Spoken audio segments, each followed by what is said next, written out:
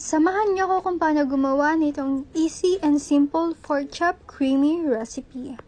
Siyempre, maglalagay tayo ng pampalasa. Ang ginamit kong pampalasa ay ang onion powder and garlic powder and ang kaunting ginger powder. Pero optional lang yun. Wala kang ganun. Just use salt and pepper.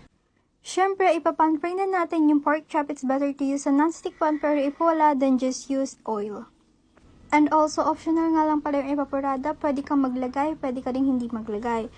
Sa same pan, maglagay na tayo ng butter. If walang butter, then mantika lang. Like, don't make it too difficult. Siyempre, ilagay na natin yung bawang and onion and then mushroom. Then, lagay lang tayo ng konting salt and hayaan natin sila mag-brown ng kaunti. Tsaka tayo maglalagay ng Nestle cream.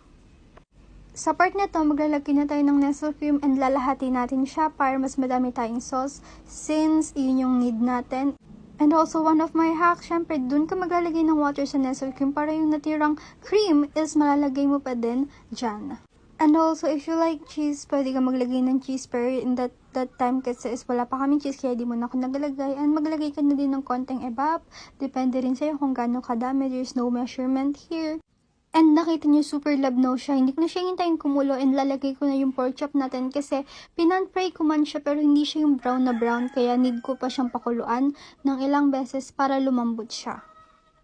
Kapag nakita niyo nang kumukulo siya, maglagay na tayo ng pork cubes. And isa lang naman yung ginamit ko sa lahat ng yan para lang mag-add ng a little bit of flavor and also soy sauce para sa color niya. And syempre, maglalagay na din tayo ng pampalasa. Naglagay ako din ng garlic powder para lang mas masarap siya. And lasang-lasa mo talaga yung garlicky. And also a little bit of black pepper. And hindi pa ako nasatisfied dyan. Kaya naman, nung tinikman ko, naisip ko na parang may kulang ka ako. And na-figure out ko na medyo kulang pa siya sa alat.